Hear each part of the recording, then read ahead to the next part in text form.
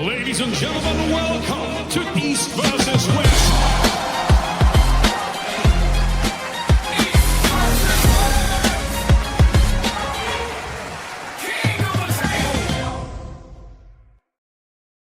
Welcome everybody to another Sunday Night Casual. Now, before we begin, one of the things that I've been considering for a while now is in the past I would do the Under the Table series where I would interview an athlete or someone in the industry and just get a background of that person, right? What they do, what are their hobbies and everything, just so we can get to know them from a more emotional standpoint. Now, we have since launched a project whereby we are dispatching professionals to visit the SID athletes at their own place of training where they work. So we won't be ready in time for Vienna, but we should have some stuff. Well, actually, technically not true. We will have at least one video of one of our athletes coming out before Vienna, but the rest would come out before Germany. And it's going to be much, much, much higher level content rather than just a podcast type setting. And so I used to do that on Thursday now, and then the only available time that I have kind of to do this, it's Sunday. But now without doing that on Thursday, I'm considering moving just my weekly thing on Thursday. So and the reason being is so that Sunday I could just focus the whole day on family stuff, right? But anyway, oh hey guys, and without fail, Pam, I gave you everything you need, so I don't owe you any receipts. But anyway, so this week is rather interesting because we've been working on, as you guys all know, that now every athlete and started in Atlantic City, we gave out those athletes code which grant fans of our extended pass pay-per-view to purchase with a discount, but just strictly the extended pass. Now, after deliberating and looking at all the data, we felt like in order to grow grow the sport, let's expand that to also include the main event pay-per-view, right? So I'd say if you're buying the pay-per-view, find a code. It will save you some money, but more importantly, if you're an athlete or a content creator, you also are eligible to apply for a code. Just throwing it out there. Now, even if you're an athlete that is not competing during one of the events, like example, right? This time we have 24 athletes is competing. Now, if you're not one of the 24, but you could still apply for a code. Now, I didn't open it up to everybody. Anybody who applied automatically got one. That's not what I did because I wanted to control. Imagine if like 100 people or 1,000 people had their own codes, then all of a sudden, like everybody would only maybe get a couple pennies, well, not pennies, a couple of dollars, right? And it wouldn't be worth the effort. So I wanted to make sure that I tightened things up and slowly expanded it as I saw numbers. So that's kind of what I'm kind of thinking.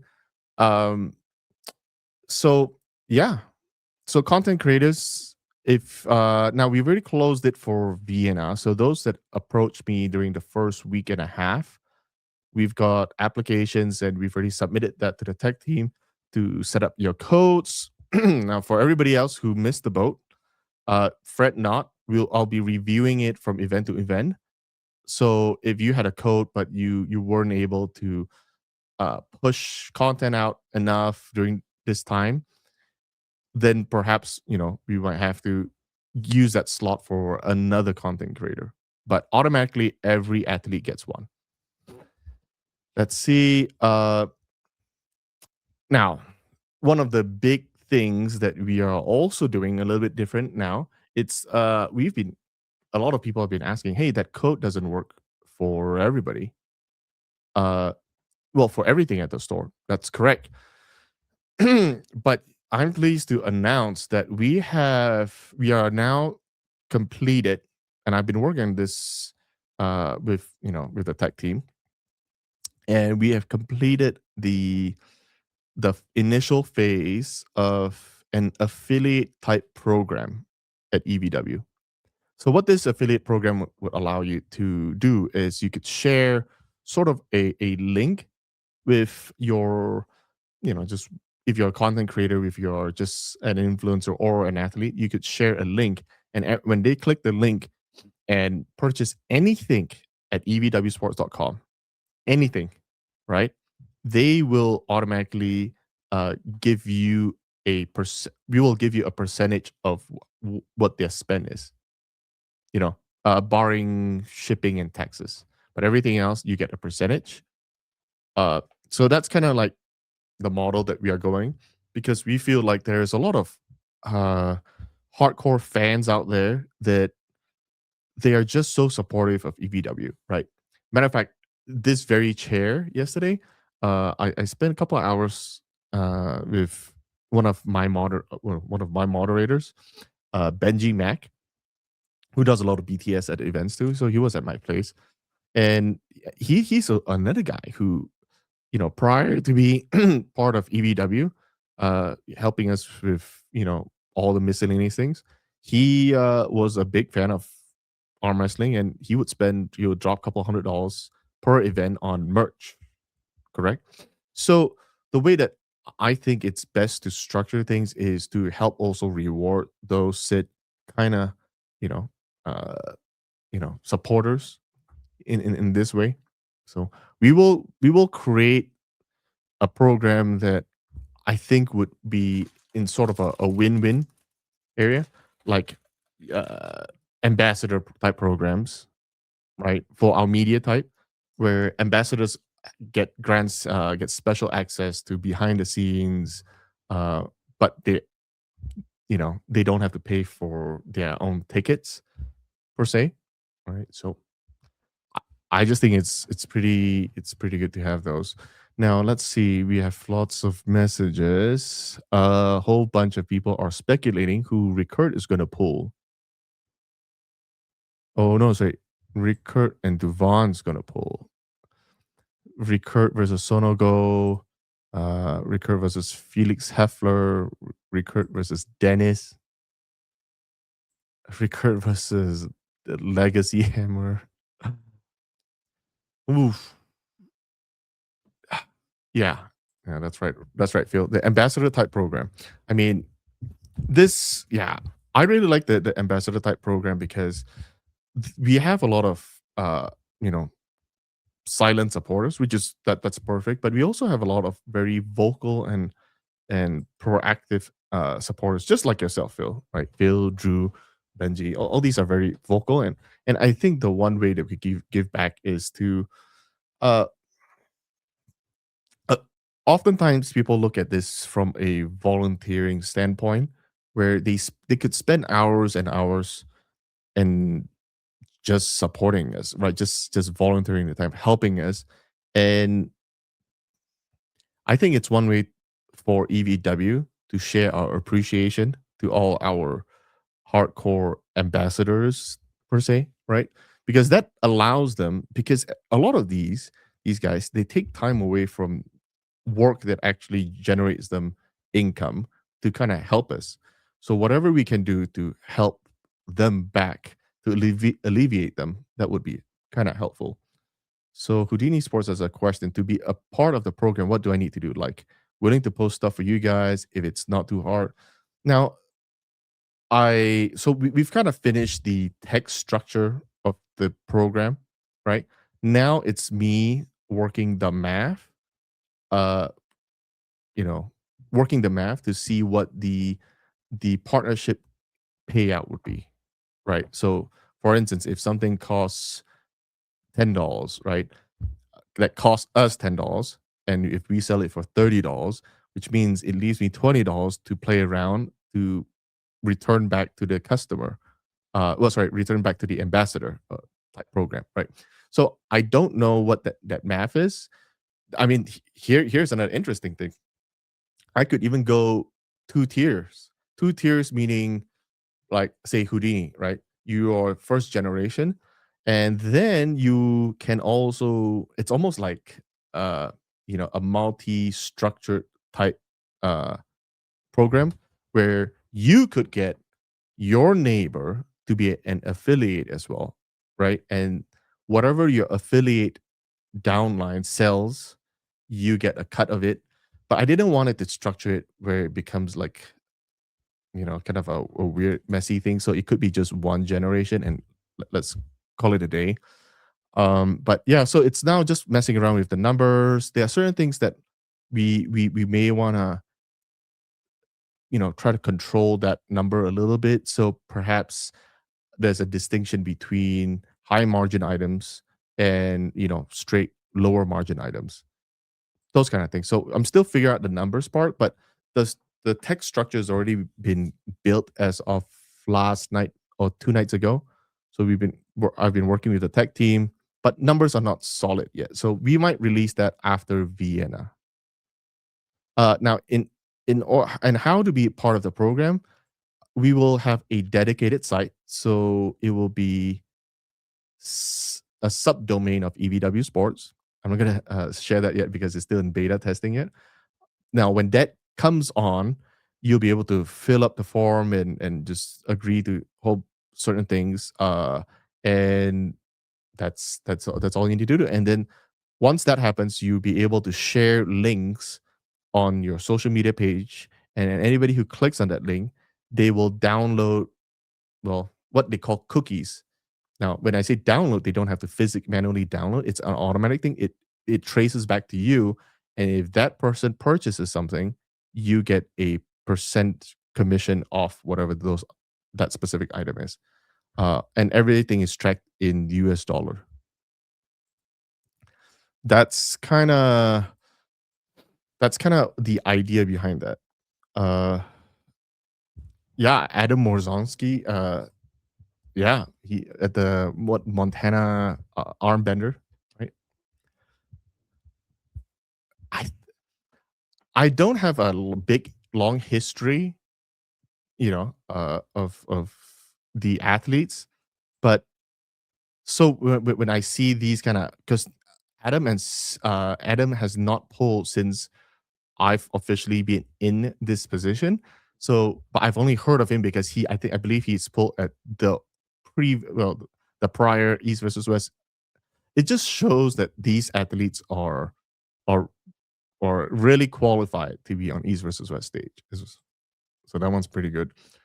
Uh, yeah, and Pam's already saying makes my job harder because of the payouts, really. But it really helps push the whole notion out there for East versus West to kind of grow.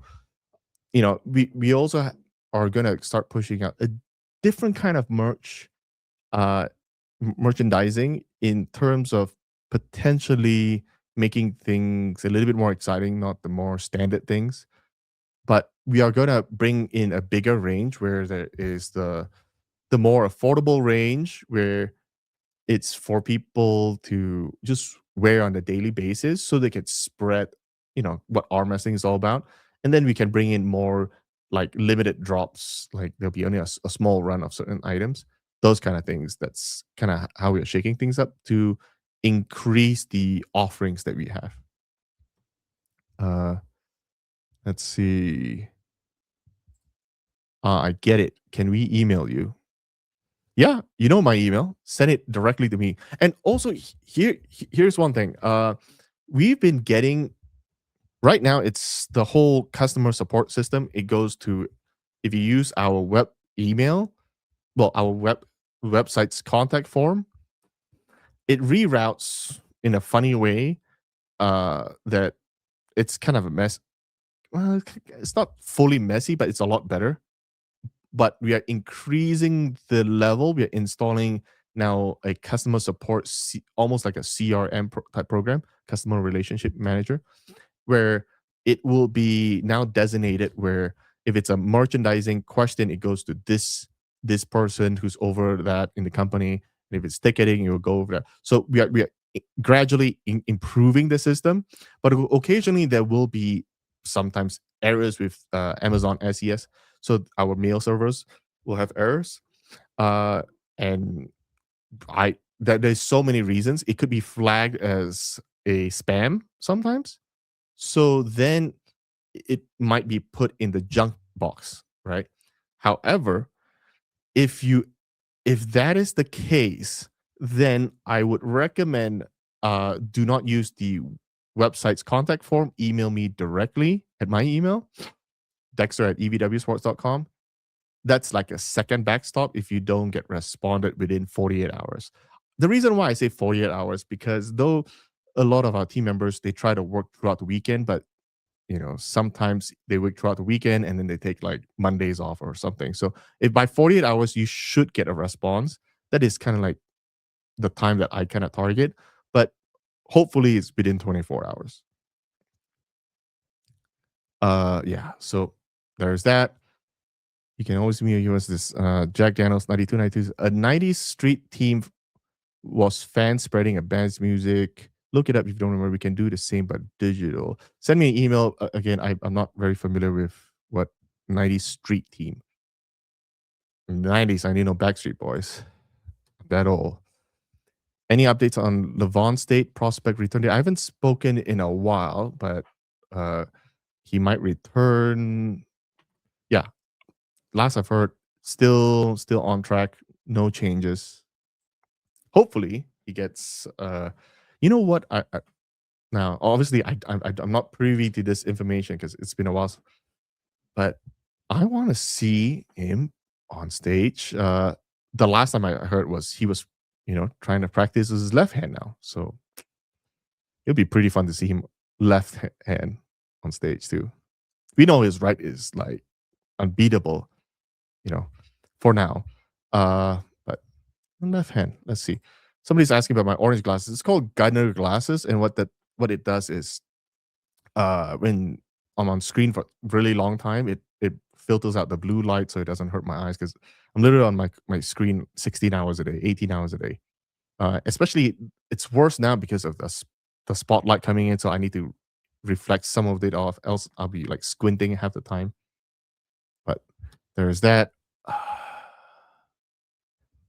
Hey, gents. We have Martin. Let's see. Here's another question from a Georgian fan. I'm guessing that's Georgian. Would you consider doing a surprise early release of a main event match on YouTube, like 1 or 2 days after the event, just to really run up the number? Okay, so here is the thing, right? The main numbers that most people would consider looking at, it's not our pay-per-view number. Sorry, it's not the view numbers on YouTube, but it's actually our pay-per-view numbers. Now, if we release the main event match early, that would incentivize people to not purchase the pay-per-view, which really hurts our bottom line numbers, right? Matter of fact, in most sports, they do not ever release their pay-per-view at all. It's always going to be behind a paywall, less the highlights perhaps. Maybe at most they release the highlights, but they will not release a full match, right? So the fact that it's being released right now a week after, it's already very generous. That's why when I initially, came on, when I look at the numbers, I'm like, why are we even releasing this at all? It should not be released. It should be always behind a paywall. At best, maybe it's hidden behind the membership channel or something, and then maybe a month later we can release it. But so we've been getting a lot of like pushback from the media companies, the external media companies that we're trying to partner. Is like, why are we even releasing our main event match?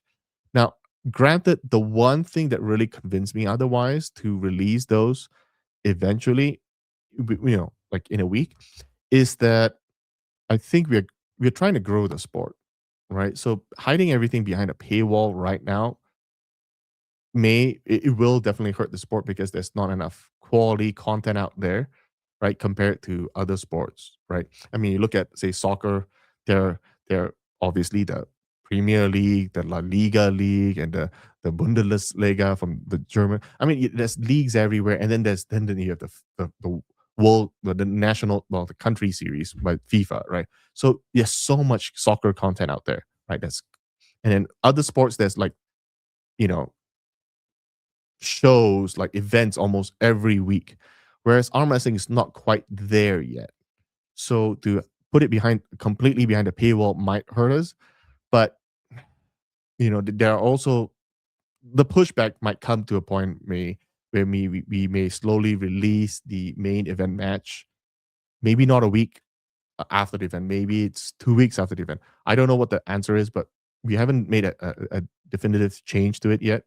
But the media company who is thinking of you know, potentially coming into a partnership with us, one of those broadcast companies, they've already kind of our consultants have already been asking why are we even doing it? It hurts our pay-per-view numbers, right? Imagine this, right? If say we get a deal with one of the broadcast companies, streaming companies like say Netflix, right? I'm just gonna throw Netflix out. It's not Netflix, but assuming it's say Netflix, is Netflix gonna allow us to release our full matches on YouTube after it was aired live on Netflix? Very unlikely, right? So it might be a matter of time that, but again, Netflix is a lot more accessible. That which is the whole point of us trying to partner with a broadcast company.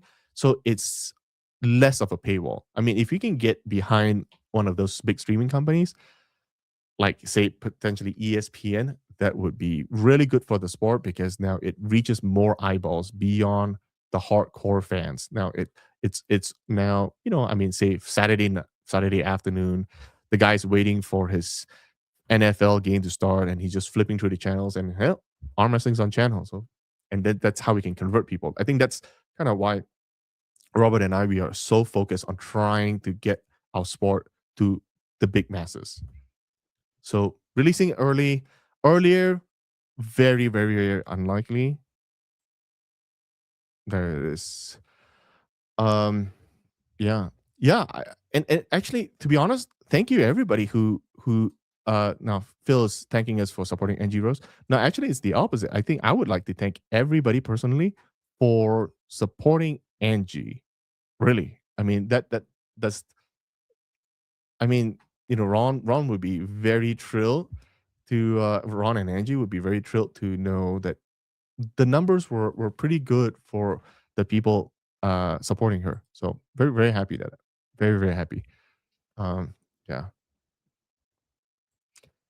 Here's another comment. Sometimes small pirated YouTube clips can accumulate millions of views before the official release.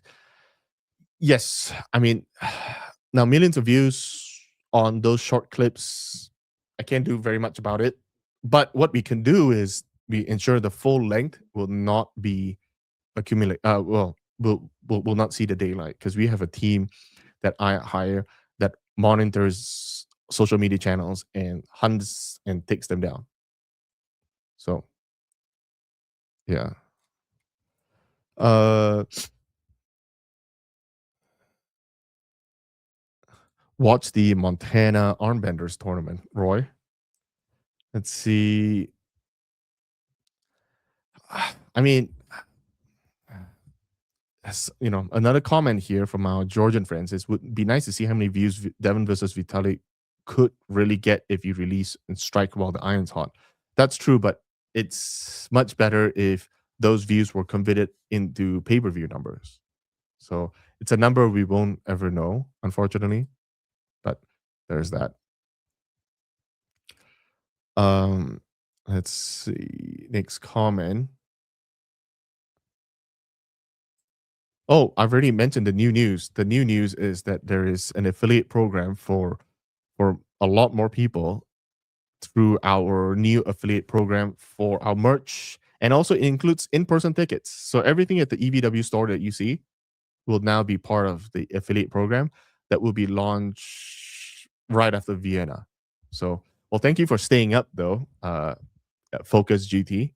But yes, so when the time comes, I will share the link and you guys can go to the website and sign up automatically. And within after a manual approval process, you guys will be able to get into the program, and then you guys could share your own link and generate sort of commissions based off the people who uses your link. So, oh, monster documentary. Yes, that should be released. That should be released very very soon. We actually finished. I need to review that. It's in my on my list to kind of see if I have any comments and approve it, and then it'll be live. That is one of them that will be released before Vienna. Arlesia and Morozov would not be booked for Vienna. That's not happening due to lack of time. We just don't have time to prepare it. We also already completed the posters. We finished printing a lot of items already, so it won't be in Vienna. But we'll see them soon. We'll see them soon. That's what I can say. Another comment here: basic economics. Don't give away products the day before you try to sell them. Fair.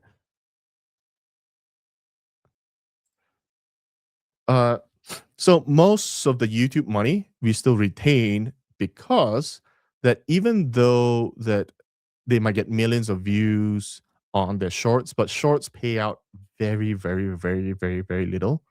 Very, very, very little. If they get a million views, they'd be lucky to get more than a couple bucks. Right? Unfortunately, that's how shorts work. But if it's like a long form video, then we'll get quite a bit. So and again, they might be able to get away if their channel is small, but once if they get big enough copyright strikes will shut their account down. So these accounts usually aren't monetized yet, right? And if they grow big enough and they show enough of our and they pirate enough of our stuff, they will get shut down. So matter of fact, our team has shut down several accounts already. And I hope none of true EVW fans are doing that. Now, if you want just to be on the safer side, if you think you have something that might be okay to share before it being released, you can always contact me privately and DM me and have it unpublished, show it to me, and I could say yes, I could say no, and I'll tell the team not and to whitelist you. So yeah. Uh Now Dreads 25 has a great idea. If I were you guys, I would just release highlights and one more later full videos. Now, you are not wrong. I always love that. However, our media team isn't big enough because now there are a couple of things that we have been doing in the past where as soon as the event's over, we have 12 matches, whatever. And then we have to start clipping them. We have to start cutting them up and breaking them up into 12 different videos. Now that seems on the easier side, right? Then the second thing that we need to do is we have to edit out the copyrighted components of the video, and it's usually the walkout music. And come Germany. So we had a meeting earlier today where Germany, especially, they have another kind of rule where if you're using specific music in the venue itself, then we would have to pay an extra, $1,000 to no thousands of dollars to use those copyrighted music, right? If it's a popular song. Now we are because of that, we are looking at everything. There are a couple problems using those copyrighted songs, right? Is number one, for sure we face this issue that we won't do it again. It's during the preliminary matches because it's air free on YouTube. We'll get a lot of copyright strikes if the athletes were able to use, their own choice of music, right? And so because of that, we are now limiting it to royalty free music for their selection. Now, so that's one issue. The second issue is when we release the full match videos later on, and it's the same thing. So we have to edit them out. And here's the part that when you edit things out, it doesn't look very smooth because it doesn't they're not walking at the same tempo of the music, and occasionally the commentators might be speaking during the walkouts. Now that when we've replaced the audio entirely, that thing goes away. That the commentary is gone, right? And so it feels weird for that 60 seconds as they're walking out. So if athletes were to only use royalty free music for now, well, as soon as we're bigger and we have a bigger budget, then perhaps then we can spend thousands of dollars to get those, uh, you know, copyright songs used. But for now, we might want to limit them to using royalty free music to allow us to have a better smooth show. That is kind of the idea and the thinking behind it. So we might start that in Germany, where it might be a full event with just royalty free music. Now, here's another cool, super cool thing, right? Another kind of royalty free music that is pretty cool is AI generated music. I know a lot of fans don't like AI generated content to begin with, but a lot of TikTokers now, the new trend is to generate their own music and using them.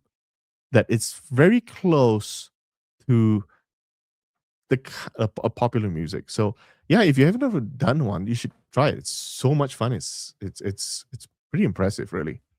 I've been playing around with it quite a bit. Maybe making one East versus West theme song. Let's see. Okay, so back. Okay, so it feels like I'm going back and forth with this German fan. Oh, sorry, this Georgian fan, which I can't pronounce his name. Uh, in response to that sentiment that pay-per-view is the main benchmark, I do get that point, of course. However, new fans are more likely to click on a video with millions of views rather than a couple thousands. Fair, but with everything said, I think the full match videos are very unlikely to be clicked by somebody who doesn't really know about arm wrestling, right? Somebody who doesn't know about arm wrestling will most likely be converted not by full match videos, but by actual fan made clippings, right? So so the vertical shorts kind of videos versus a full match videos.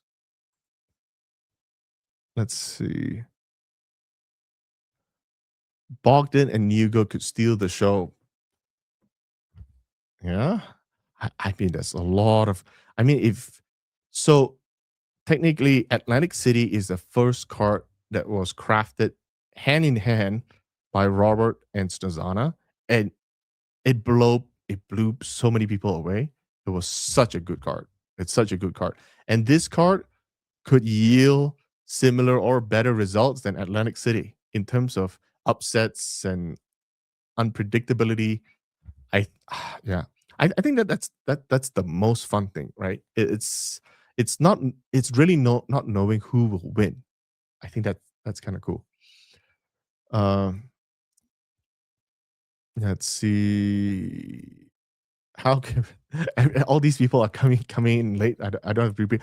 Now go if you guys have to go to bed in Eastern Europe, go to bed and watch the video from the start. And I've already jumped on it already.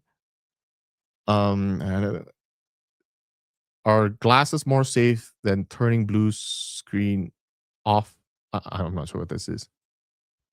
Yeah, this glasses are super safe. Um, I know Gennady has reached out to Robert for a while, but I think Robert is just letting it ride for now. Mm, let's see. Let's Here's it. Another important thing before I go. You should go live at like 6 p.m. European times because every time you go live now, you're only getting comments from Americans because Europeans are sleeping. You're not wrong. Honestly, you're not wrong. And which is why I might change that to Thursday, which allows me to start a little bit earlier. But we'll see. We'll see. Or you could just watch it not live and or send me questions, you know, through my email and I'll answer it on the chat if it helps. Let's see. I can honestly say I've never watched a pirate stream. Yeah, way to go, Deeps. Way to go. Way to go. Man, good music really pumps you up though. I feel like that is a must.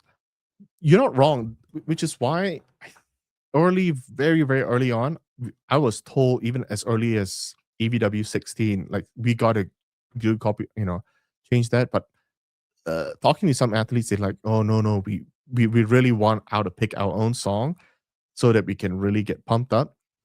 The, however, I think uh, given enough sort of notice, the athletes would be able to mentally prepare and get used to their new royalty-free music songs. You see what I'm saying? So that way, it gives them time to get accustomed to the song. Now, also to be fair though, right? I think that's we only have a very, very, very small handful of athletes that actually uses the same song for every event. Right? I think Matt Mass is one of them, but most athlete picks different songs every time they get on stage. So with that said, I believe that we potentially, right, may not have that big of an issue. Um, yeah. Let's see. Yeah, big issue in the Olympics right now for ice skaters using song without permission during a performance. Yeah, that's exactly right. And so we don't want to get into trouble. I mean, like that there is a restaurant near me, a Japanese restaurant near me, and they they make the whole restaurant anime team where they're playing Pokemon, they're playing Dragon Ball, they're playing all sorts of anime on the big screen and everything, and they can get away with things, right? They can argue all day long. It's like, you see, I'm not getting in trouble. It's like, yes, but as soon as you try to get big enough, right? As soon as you start franchising your store, then you get slapped with a massive lawsuit and they'll backdate and the amount, right? So we don't want to be in that boat where, right, example, right, we use say Backstreet Boys as our official EVW theme song without paying them, right? And we skate by for a couple of years, and you see, yeah, no problem. Now, then when we get really big, we got like a $1 billion contract deal with Paramount, like UFC did. Then Backstreet Boys can now sue us and says, "Hey, you guys only got the $1 billion contract because of our song, and so therefore, a part of that $1 billion should belong to us, right?" So we never know when it'll get into trouble, and they can backdate everything. So it's always safer to err on the side of shouldn't do it unless we're going to pay for it if we have the money to do it. So there's that. Uh, good music is key. Oh, but and here's the other thing though, right? I told the athletes this time they're allowed to bring out. I'm gonna start with an entourage of maximum of two. I didn't want like an ungodly amount of people behind them. So I said, this time, starting in Vienna, walkouts are gonna be I'm gonna pay more emphasis on the walkout. I told all the athletes you're allowed to bring two-person with you walking out. You can bring props, just nothing racist, nothing offensive essentially. Uh, so that way we can make walkout more of a show. One of the things that I'm gonna encourage them, I can't force them really, but they have to find a way to bring it out with them is, the defending champion holding his belt out. So either he can sling it, or one of his entourage guy could be holding it up in the air while he's walking out, right? Things like that. I think it creates much better entertainment than not showing it at all on YouTube, like Deeps is recommending. So there's that. Hey Andy, let's see. So yes, so the in 2027 for the 2026 award ceremony, the two new categories that are confirmed is best walkout is one of them, and the second that is confirmed, we might add more later, but the second would be uh best content creator. Now, we didn't do it last year because we were still trying to get our well, I mean, like, we're still trying to figure things out. You don't know how to create such a long show, and so we limit it to the news media, right? People who produce news media, like news media first. But there's a lot of content creators out there. They're making promotional type videos. They're making any kind of videos that are that really helps the sport, right? Fan made videos. It could be, yeah. So the only thing I would say is if we find the video sloppy, it when I say sloppy, there is the good kind of AI and there is the sloppy kind of AI, right? And I can kind of tell, like right now, me and my team, we actually kind of monitor AI quite a bit. And like right now, C Dance 2.0 is literally by far the best. Not Kling is the second best, and it's not even close. So we know AI generation, and if we see a AI generated video that is sloppy AI generation, which is probably like two lines of prompt with one starting picture, then you're probably not gonna be nominated if that's all your kind of video. But generally speaking, any type of arm wrestling content would qualify to be nominated. So just throwing it out there, guys. Content creators, you guys have the opportunity to be nominated and win the EVW annual awards. So let's see. A few still talking about intro music. I agree. Let's.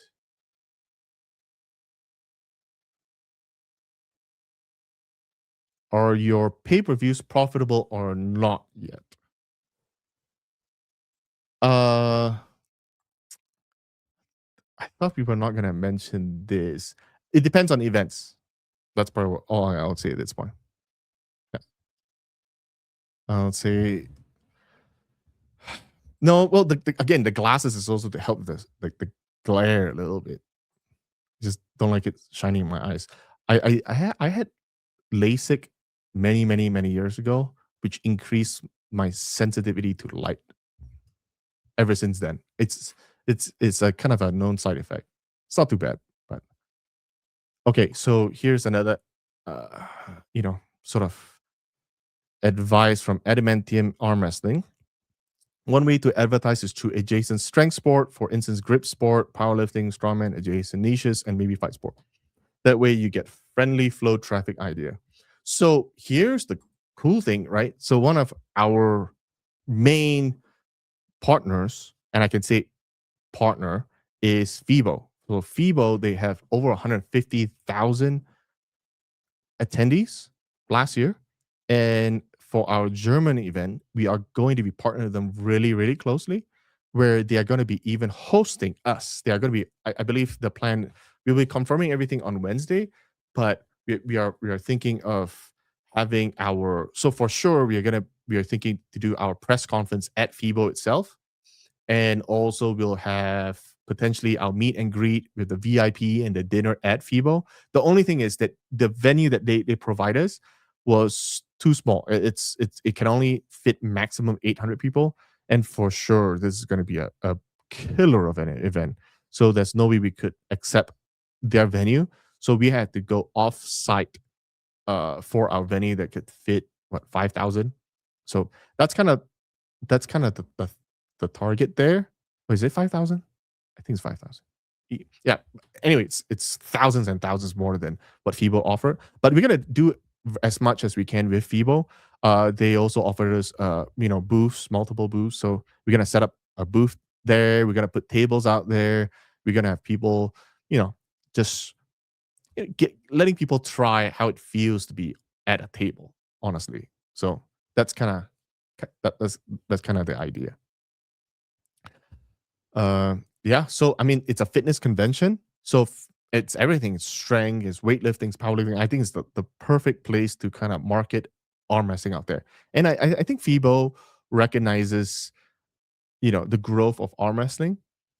Uh, the owner himself, if you look at his the FIBO owner, if you see his Instagram, he doesn't post very much, but he posted a picture that he took with Devin when they had their Riyadh FIBO last year.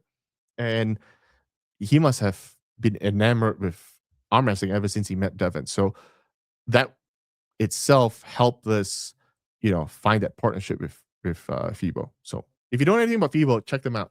So if you're thinking of coming, whether to come to Germany, I'd say go check out what FIBO is about and have the whole week all planned out there. It's FIBO and then it's our event and then it's back to FIBO on Sunday. Right? There's so much things going on. I recommend, start just buying your tickets right now before everything starts going up within the next couple of weeks. So FIBO. Let's see. Yeah, I mean the strawman are starting to come in. With everything, we have Brian Shaw polling again in our German event. So, and he's a big part of the strongman community still. Let's see. I honestly didn't care too much about the Super Bowl. I spent more time at least watching some of the ads, but that's about it. I'm not I don't have too much time to sit down and watch a Super Bowl. Um, let's see. Focus GT says 75% pay-per-view buyers are Europeans and 90% pirate viewers are Americans. That is completely false. Uh, that is not even close to what the numbers are. Not even close. Piracy. We're, one thing though, I would still urge. We have a hotline. Well, sorry, an email that if should we receive any tips on piracy, we have a team that takes it down. So we have, let me confirm the email. And if you guys, after, especially during the event or after the event, if you guys notice that or find, or if you saw a link, saw a pirated link, can you forward it to our team? That would really, really help us when it comes to cracking down and taking them off before too many people see it. Let me find that list. Roles, user roles, mailboxes. We have EVW Sports. Now we have 1 second. Okay, so the link is our designated guy who takes care of all the copyright strikes. You could send it to copyright@evwsports.com. So copyright. That's the place to help take us down. I mean, yeah. Let's see. Dexter, have you spoken to Isa? Will he be back in Irma's corner, Roy 11? Now that's more of a Robert thing. I when I spoke to Hermes, I think early this week, I didn't talk to him anything about Isa. It was something completely different. So that Robert might know better than this. Let's.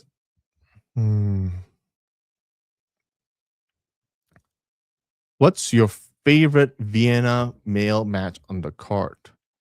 And favorite Vienna. Ooh, okay, let me see. Let me see this list. Well, as the promoter, I should say all of them are my favorite, but I'm sure you guys are not gonna buy that. Uh, buy that. But I'm just looking right now. I don't know. I mean, the obvious answer would be Vitali and Devon, right? But I think there is a lot to say about Petrenko and Todzilla as well. And the reason why I think that might be a why to me that might be interesting. It's Todd's so dominant at his weight class that he had to go up, right? And it's just to see the limits of somebody who, what is he going to turn 60 this year? Is just to show how good somebody can be entering his 60s to be contending to be a world champion in multiple weight divisions. I think that's just it's not that it's a cool match. I think there's so many cool matches. Vitaly Devin, Camille Michael, that's all gonna be cool. But what Todd is doing, I think it's inspirational to say. I think that's inspirational. And he started about, I think he started a couple of years, 30 when he was 35, right? So it's not like he was training since he was a kid. So that to me, I think it's a little bit interest. To me, it's interesting at least. Uh, Vienna. Okay, so Vienna tickets are in-person tickets are selling really hot, right? I know we have quite a number of people from especially the Eastern Europeans who are planning on flying in and paying the ticket in person because they for whatever reason they can use their credit cards. So I know we have a lot of the Eastern Europeans coming as well because they're also going to be competing at the tournament. So for everybody else, I'd say don't take the chance. Buy your in-person tickets now before it's sold out. And you don't want to risk. I mean, like even in Switzerland, I think I posted a picture where people thought like, I'll just buy tickets when I get there. And I hate to say this, but we were at past capacity, really. And we had people standing outside. Well, we opened the door so they could at least see from outside, but legally we've already way past outside. So don't be one of those guys who travel far and wide just to not be able to get into the venue because you think that we have a lot of tickets left for sale. So there's that. Savage Tripper release all the events on DVD for people to buy.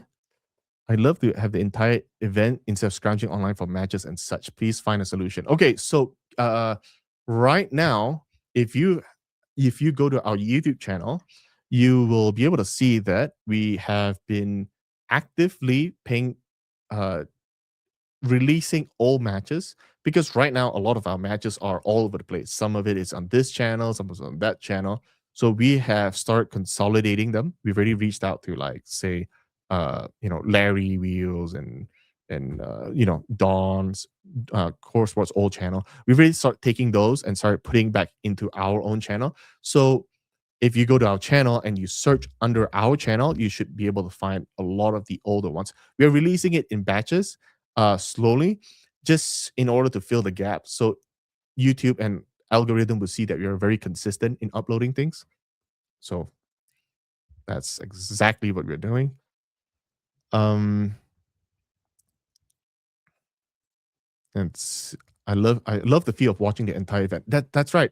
As soon as everything is copyright free, then we can release the whole entire event without doing any major type edits. Um, let's see. Is Alijan versus Morozov confirmed for the next event in Germany?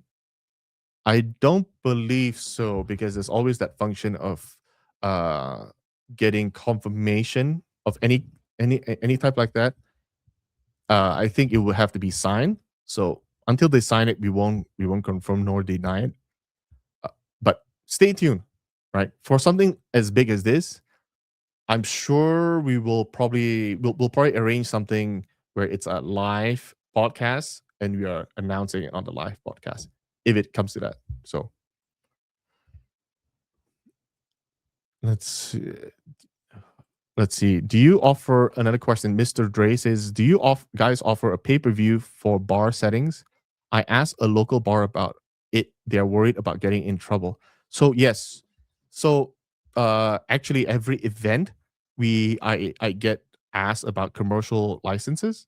So yes, we do have a commercial license option. Contact me directly, Dexter at evwsports.com.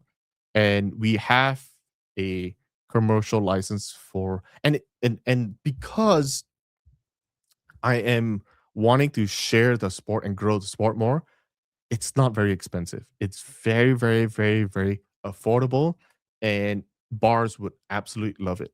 Absolutely love it when they hear what you know what we are kind of charging them. Because hopefully not only arm wrestlers are at the bar. If they allow non-arm wrestlers at the bar, then at least we can grow the sport that way, right? There'll be arm wrestlers sitting at the bar watching it, and maybe they fall in love with it, right? So that's it. Contact me if you guys want any commercial license. Um, and I might consider having an agreement with commercial settings like bar owners. If they hit me up, I might put a specific tab on our website to list your bar down as a place where you guys show our events, right? So it's not very much money for marketing, but it is an official commercial setting where you could go and watch the pay-per-view if you do not have the subscription or the annual pass yourself, or you just don't, right? So it's another place for you to do. So I urge all, F&B or any, you know, any commercial guys, please contact me. We would love to host and help you guys sell, more drinks or whatever by referring people to go to your establishment. But at the same time, contact me, and that's the only way for me to help you. So there's that. Do you guys help or plan to help athletes get big sponsors? I could imagine if someone like Devin or Lavon sign with, yes, say Nike, that would bring a lot of eyes to the sport. So last year, as we were trying to navigate all the business and operational aspect, we were, we just we got our feet wet a little bit, and I feel we got a really good, solid stronghold in terms of the sport right now that we can move forward a lot faster, which is why you could see this year. I mean, if you see how many more sponsors we have this year in Vienna compared to on average of most events last year, you could tell that like literally we have two co-title main sponsor that have signed for the entire year, right? So compare that with last year, not even close. So once we ourselves have a good understanding of the whole sponsorship part of the sport, then only we can take some of those and pass it off to our athletes. So yes, I mean, one of the things that you've seen that we've done is we started in Arlington last year was with Infinity Functional Performance, right? IFP. They started with us. We kind of talked to them. We did a lot of introduction. Glenn is great to work with. We got them in touch with a lot of the athletes. We try to give them a lot of exposure, right? A lot of recognition. And so that's I mean, one way of helping them. But in terms of Nike level, not quite there yet, but potentially, because the way that I see things is like UFC also has, I think they had it with Reebok, I think at one point, and then they switch over to Venom, I think, Venom apparels. So if we can get an apparels deal, then all our jerseys and our apparels all come strictly only from Venom or an apparel company. That would really help, right? Because then now all our athletes naturally get fitted with a whole bunch of free apparels, right? So that would be, so that is like an extension of sponsorships as well. But we're not quite there yet. It is one of our focus this year to kind of grow sponsorships that way. So, uh, will Mike's match with Lavon be taken away if he loses against Camille? Now that's, I think it's phrased the wrong way. I don't think Lavon's match would be taken away, but it's, you should look from the point where it's when Mike wins, will he get to pull Lavon?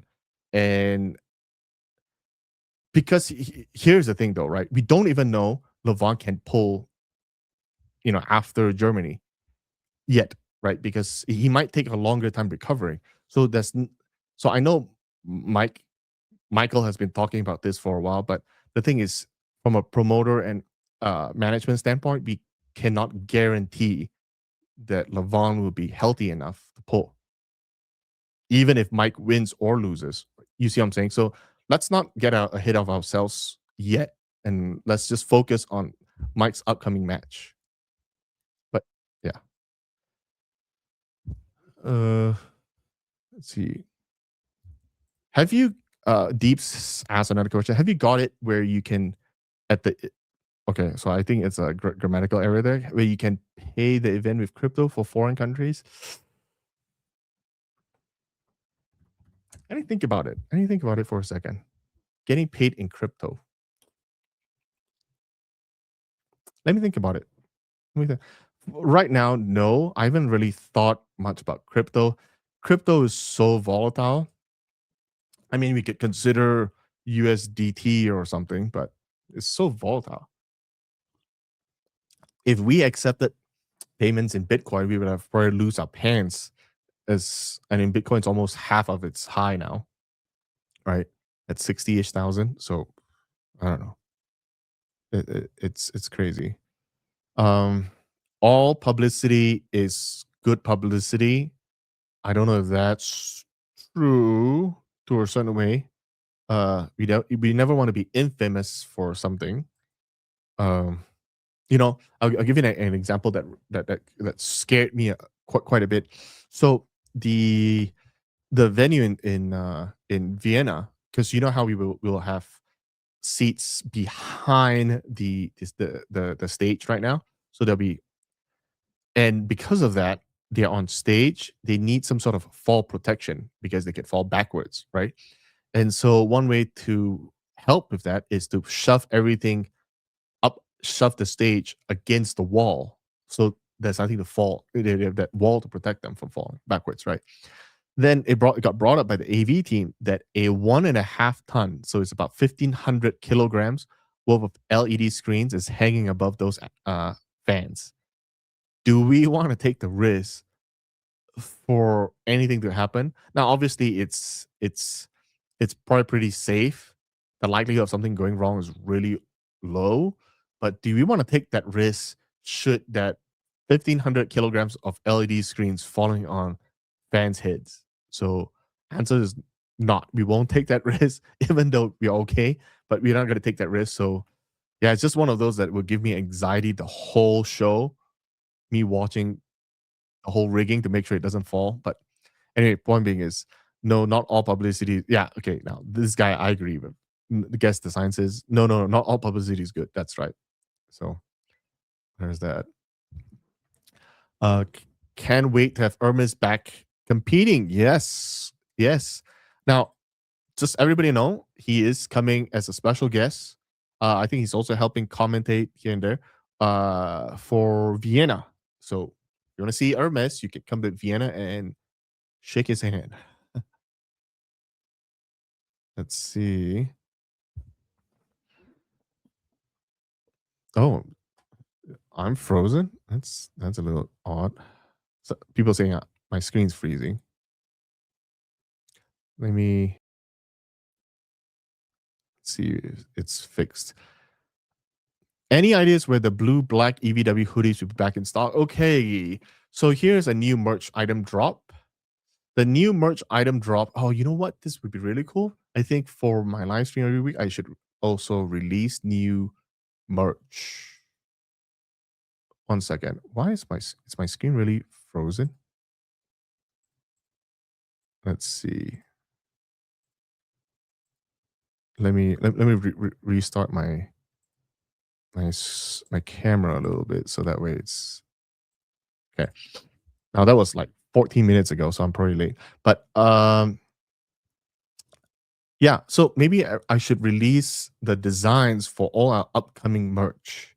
And a lot of them usually comes in batches that we will print once and we don't do it again. And we will probably change and tweak the design. So the whole blue black EVW hoodies are officially out of stock once we sell out. I think we only have a few left. And of different sizes, and then we'll move to the new ones. So the new ones would be very similar to that. We'll have it both in blue and red, but it will be zipped up. Okay, so it'll be zipped up.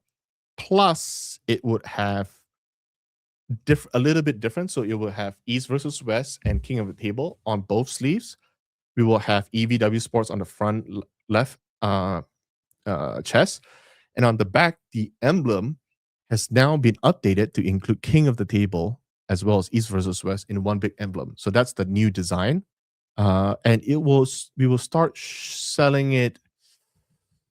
We'll start selling it. Well, our shipment will arrive end of this month, and we'll sell it at the event in Vienna. With you just so you don't have to pay for shipping if you come to Vienna. If you know anybody who's coming to Vienna and you want some and to save on shipping, have your buddies buy it back for you. So that way they don't have to. Yeah, so that's the safest. You can save a whole bunch of shipping, because once we bring it back to America and ship it back to Europe, especially, that would not be good. It'll be pretty pricey, right? So let's not do that. What if you start advertising during UFC fights or buy a spot on Octagon? Ooh, I don't know. I think they charge quite a bit of money to be up there. I mean, UFC, it's pretty expensive. I'll have to think. I'll have to think about it. You know, I don't know if they would allow us to advertise a competing combat sport on their platform. It'll just be weird, right? Let's see. Defense, you are on the roll. This is armor, not politics. Okay. A lot of political stuff. I'm reading this.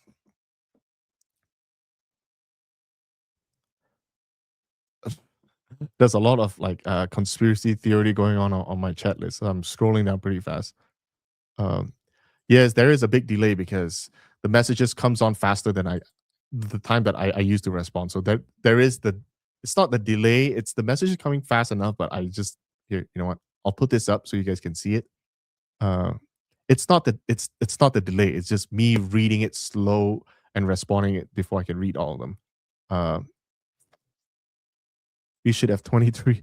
Dude, Savage Tripper, does people even still buy DVDs? Honestly, if I have a DVD player at home right now, that would make me pretty antique. But I don't think I can even play a DVD right now. Will you do Netflix pitch or other for EVW channel? Yes, we are in the middle of working with a streaming company. So that's something's happening. So we're actively working with that. We're actively working from the sports betting standpoint as well. So we're working a lot of, but all those takes time. All those takes time. We've already had several meetings. All those takes time. Wow, the chat's a whole bunch of conspiracy theory things right here. Yep, I think I would try to get into bars big time. Yeah, that's right. So if you have a favorite bar that you go to, yeah, pitch the owner, says, hey, I know the owner of EBW Sport, and I would like to see if I could get you a deal on the commercial license, and then reach out to me, be the middleman, and yeah, we'll make it happen. We'll make it happen. But unfortunately, I don't have a team or a manpower to have a sales guy to go around to every bar in the world to sell our stream to them, right? And I'm not selling for a lot of money right now to those bars, for the reason it's just really so we can identify who that is, put it on a website, and showcase where they could watch the stream in a public setting or next to nothing. So there's that.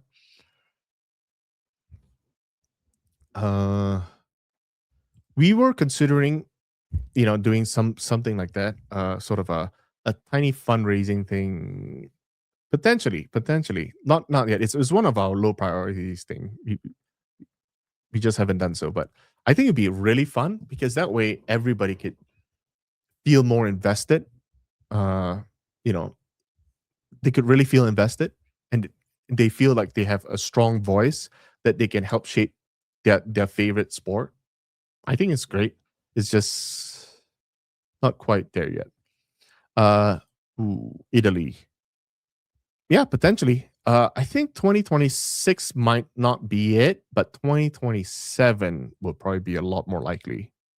I think 2027 we might have a little bit more of an opening. Yeah. So there's that.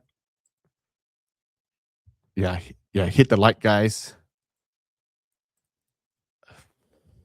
Let's see. TikTok editors has multi-million views. Every single YouTube, lots of pay-per-view buys come from TikTok. I don't know why EVW is not paying attention to TikTok. I It's the best platform to sell pay-per-views.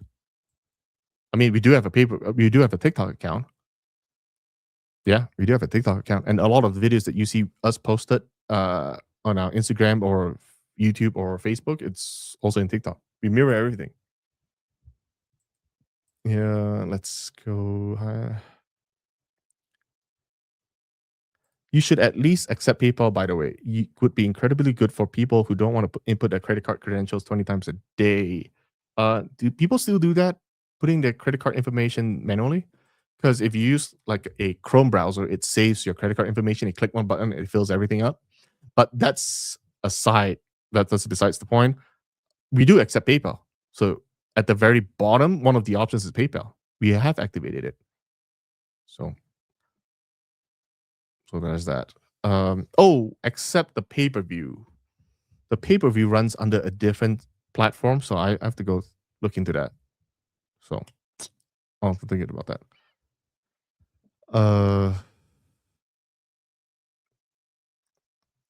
Okay, I'm 9 minutes behind. It's not that bad. Sorry, Mythical Beast.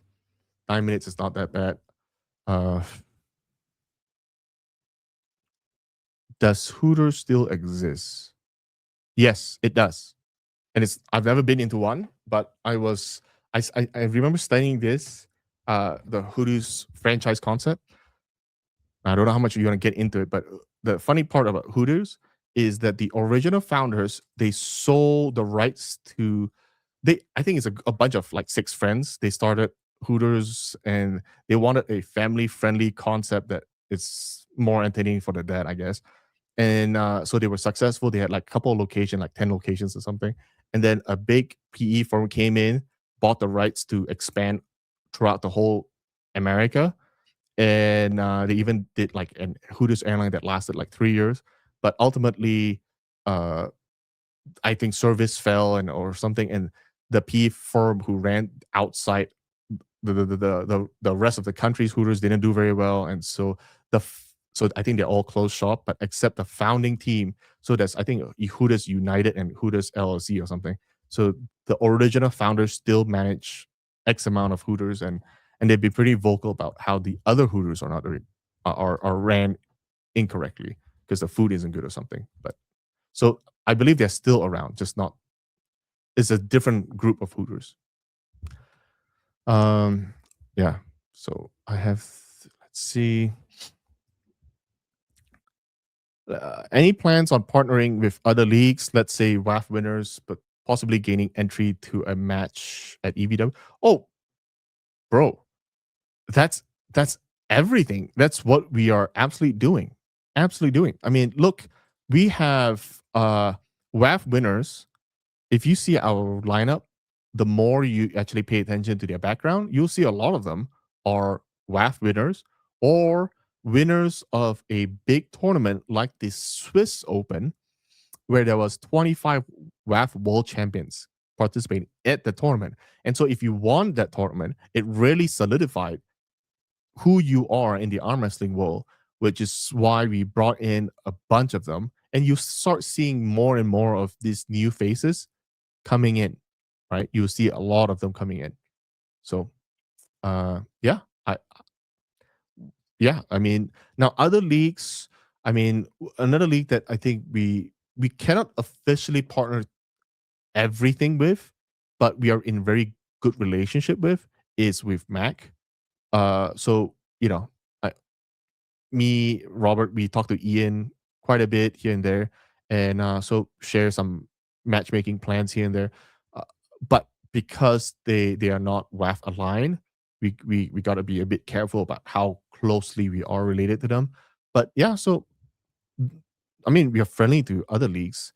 Now, obviously, there are some leagues who are out to get us, right? They're out to take over or whatever, or badmouth us or whatever. So those are real. No, so not every league that we'll partner with. Just but I mean, look at going across Europe, you'll see that say Vienna, we are partnered with the Austrian arm wrestling group, right? That's another league. Uh, and say Germany, Arm Havoc. That's another, we are partnered with, what's his name now? Not Trevor, Torben. Yeah, see? Yeah, so matter of fact, we had a meeting earlier this morning. So yeah, we're all about partnering to try to expand and grow, in consistently. So that there is that. Uh let's see. Here's another question from Mythical Beast 953. Since you have a pretty firm stance on opposition competing at your event, rightly so, what about Ingot if he decides to compete? Will he be allowed as an athlete? Uh hmm, that's more of a Robert Baxter question because he's the one having the direct relationship with Ingot. So I'll sidestep that question a little bit. Um, so there's that. But opposition competing at our events, are you talking about in the tournament or at the super match event? Because if it's a tournament, will most, it's if especially if it's an open tournament, we won't probably regulate it very hard. But if it's a super match, it's us to decide who to put on the card. So that would be, I'm not the official matchmaker for the company. I can give my opinions. Um, but ultimately Robert gets to decide on who ends up being on the card. So that's more of a Robert question. Let's see. Let's see. Here's another question. But in a way, for the same reasons, Ryan Bowen cannot compete right now. Not that's different, since he also basically went against EVW. Well, that's back up for a second. Back up for a second. Again, I need this clarified because he is more than welcome to compete at the tournament. Now, to pull at the super match type, like, okay. And also to clarify, I think going forward, King of the Table is the tournament arm of the company. So if and East versus West is super match arm. So if he wants to pull it East versus West, now he needs to be qualified enough, right? He needs to be good enough to pull at that level. We need the absolute top guys pulling, right? And now obviously we make exceptions here and there, right? But at the same, because we don't know how good the new blood is, so we can make small exceptions. But for a known person at Ryan Bowen, I think I think Robert has said that Ryan is almost that level, right? Almost that level. He's almost there. But so it'll be mostly solely based on that specifically. So um yes. When will be a ref match happen? Ooh, surprisingly, I'm trying to think. I think almost at least our main refs, right? We know our main refs. We have the three main refs: Bill, Christo, and our head ref Luke. I know for sure all of them are pretty good arm wrestlers. I know Luke and Christo always tries to compete at the tournament of usually the day before or you know the day of. So I know they're they're pretty strong. So that would be that'd be fun. Might be fun. So there's that. Let's see. Here's still on Luke. I wonder if they're the same weight category. I'm not sure. I'm not sure. Oh, here's one of our, speak of the devil, one of our very, very loyal sponsor, Constantine. Go check out his channel. He actually has composed a song for East versus West. I don't know if you have it. Post it.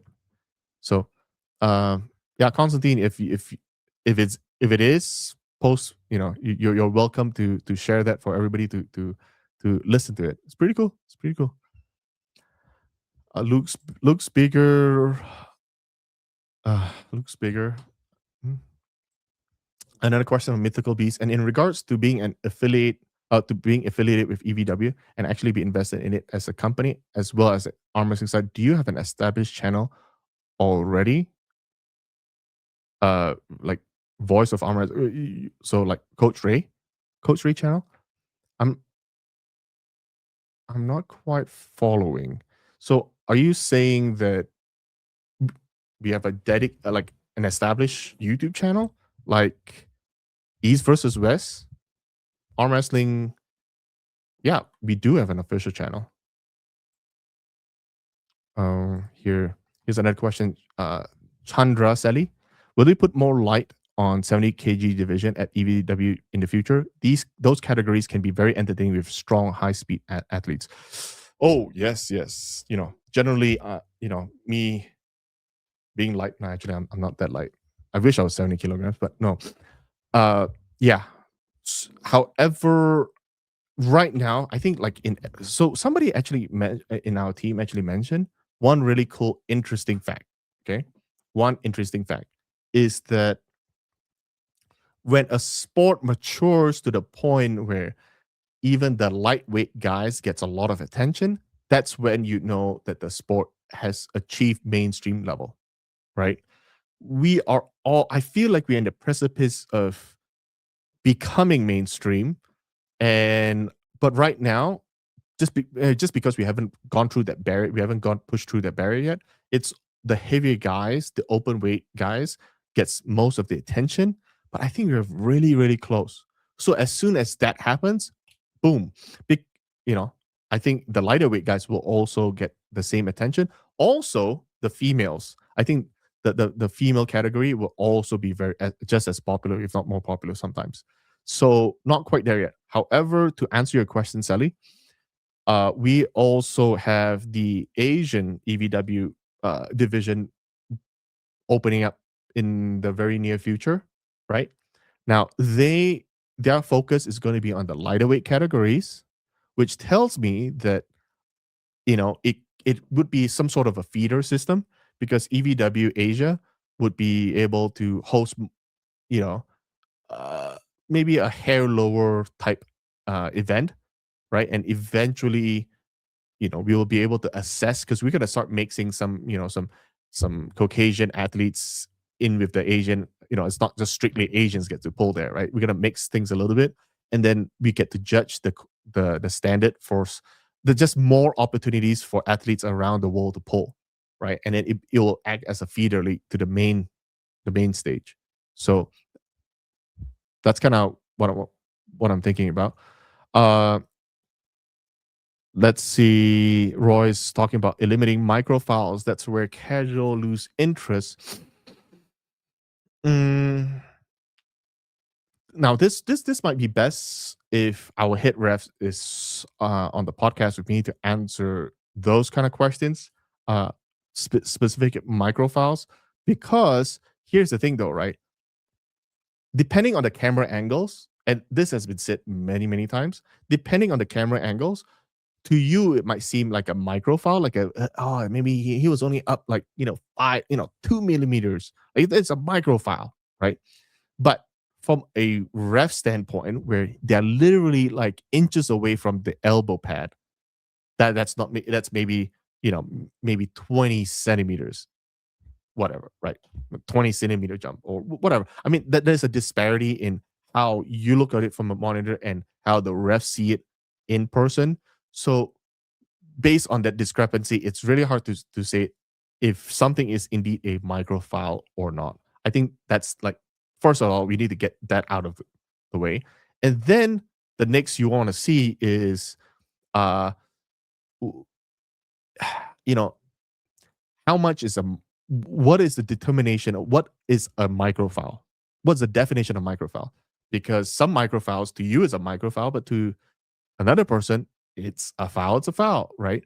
Imagine you're competing with a guy and he's doing a lot of microfiles and taking advantage of all the microfiles that's not being called. And eventually there will be a breaking point where too much is enough is enough, right? So So I think it's a balance, but we've already made like a point if if it's a small hop, no advantage gain, that's on a micro. I think that's like literally the biggest foul. And also it's the refs are constantly telling the athletes and warning them that they're in the foul, if they continue doing something, they'll get fouled out. So they are already being warned. It's not always audible, so and I talk about audible and the reason being is almost every major sport out there, uh, you would not be able to hear the commentators in person if you were at the venue, right? And if you can hear the commentators, which means it's a clean audio feed straight direct into the pay-per-view, right? But because we do it for the in-person fans as well, we have to lower the gain from the athlete and the ref down in order to not have the echo loop, right? The feedback. So that's why it's a little bit soft. So it's kind of a balance thing. Uh so we're gonna try to mess around with it a little bit better to get like the perfect balance. But I mean, the biggest conversion for arm wrestling right now, in my opinion, it is in person. Uh, like I don't know if you drag your neighbor to watch at one of the events, they'll be converted to be an arm wrestling fan, no doubt about it, right? So that's why we didn't want to neglect the whole experience for the in person as well. It's kind of a balance thing. Um, yeah. So here's a question. Um, oh, let's see. UFC 70 kilogram. That's good. Go watch it event. Yeah. Okay. So I've asked this question before. Go watch a WAF event talking about microfiles. Okay. Adamantium is correct. WAF is not designed to be watchable. It is okay. So the reason why WAF at a WAF tournament is so strict, even at our tournament, our King of the tournament would be very, very strict. And the reason being is that they have hundreds and thousands of, you know, sorry, they have thousands of matches that they have to go through, right? If they are letting things slide, they'll take the entire week to go through the whole tournament. So they make it extremely strict so that even a little hop, even with no advantage gain in King of the Table, nope, it's a foul, right? So it being strict enough allows people to move on with the matches a lot faster, right? Else the refs would be just burnt out. So yeah, so unless it's on the main stage and there's time to take, then the rules can be changed for watchability. But WAF is not, yeah, that's right. Here it is. WAF is not meant to be a mainstream product. It's meant to tell who's the strongest and someone who adheres by the rule. So they're saying. Um, let's see. Another question. I would like to know if there could be a potential for a totally unbiased podcast. We basically have none. We either have peeps talking about sides or answering super chats only. I think I'm pretty unbiased because I'm not as a promoter. I won't be on one side or the other side of the athletes because both athletes are part of the league. So I have to be very unbiased if that's what you're asking. Now I have my own opinions that's independent of the league, right? And my opinions could differ from my partner Robert. So, but most of the time we keep our personal opinions, kind of mummed down a little bit. Better cameras for setup for replays would be sweet. I mean, we do have the four cameras that's eye level. That's what we use for replays. That's what the hit refs use for replays. So we have that. Um, so are you saying I'll be able to watch the past events in the original entirety on some platforms So I don't need DVDs? Yes, absolutely. So go to YouTube right now. Go to our channel, East versus West Arm Wrestling. You'll see everything you need to see there. Well, if you don't, within the next few months, you'll see everything because we are slowly releasing all the old matches out. There's that. Um, so Deep's asking, why can't you just pick up the commentary from the audience speaker? We need to hear the athletes. Not not sure. What do you mean pick up commentary from the audience speakers? Uh, yeah, yeah. We love you guys. And follow up. Mythical Beast says, correct. I just meant if there could be something official and promoted with someone who has a penchant for talking to the athletes and stuff like that. Could be another name. So you don't have an echo. Well, no, no. It doesn't work that way. So when the commentary speaks, right? Uh the commentary team speaks, it goes out to the loudspeakers, right? And the loudspeakers is played throughout the whole venue, which includes the athletes at the table. And the athlete's microphone, if the gain's too high, they'll pick up the commentary speaking, which has a slight delay to when the commentary people are speaking, right? So then you hear them like a fraction of a second later, which creates an echo loop. That's what I mean. Um, so Well, anyway, I don't know. I passed 90 minutes. So it's been great. Another great Sunday. I might change my timing to Thursday.